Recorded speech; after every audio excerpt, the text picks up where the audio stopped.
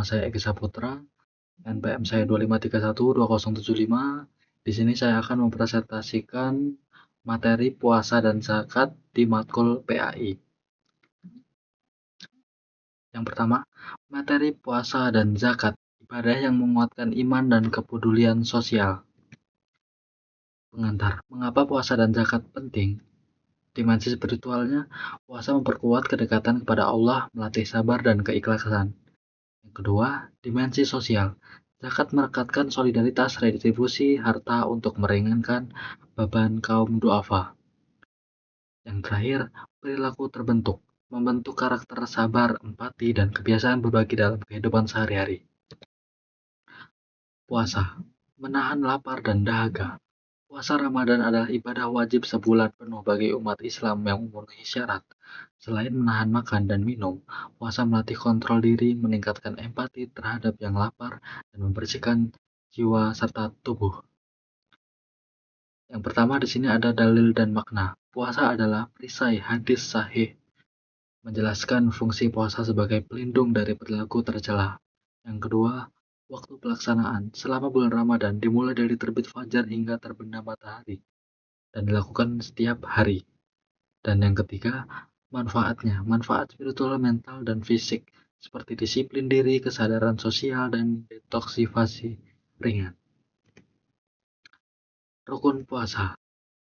Yang pertama, niat saat dilakukan sebelum terbit fajar atau di malam hari. Menahan diri dari makan, minum, dan hal-hal yang membatalkan puasa. Menjaga lisan, mata, dan perilaku dari dosa. Melaksanakan ibadah sunnah, tarawih, tadarus, Quran, dan sedekah.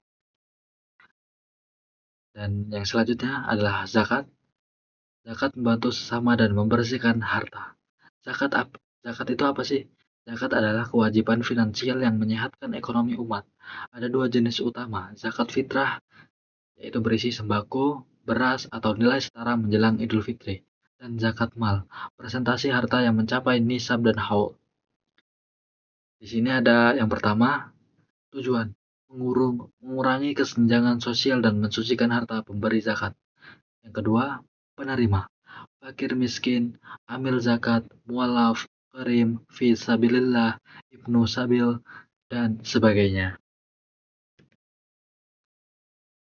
Manfaat zakat, meringankan beban ekonomi keluarga miskin dan rentan, menjaga stabilitas sosial dan mencegah penumpukan kekayaan, membersihkan jiwa dan sifat kikir dan merangsang kepedulian, memberi dana untuk layanan sosial, pendidikan, kesehatan, dan bencana. Syarat dan ketentuan zakat. 1. Nisab.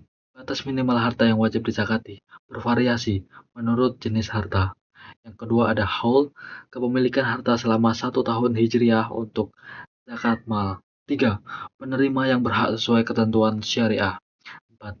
Penyaluran yang transparan melalui amil resmi atau organisasi terpercaya. Gambar musim dalam ibadah. Dan inilah contoh-contoh gambar galeri visual yang menggambarkan beragam aktivitas ibadah, sholat berjamaah, berbagi makanan, membayar zakat, membaca Al-Quran, dan merayakan Idul Fitri dengan kebersamaan. Dan kesimpulannya adalah puasa dan zakat sebagai pilar kehidupan muslim. Yang pertama ada spiritual, puasa memperdalam takwa dan kontrol diri. Untuk yang sosial, zakat menjaga solidaritas dan kesejahteraan komunitas. Praktis, pelaksanaan yang tertib dan transparan memaksimalkan manfaat bagi semua pihak.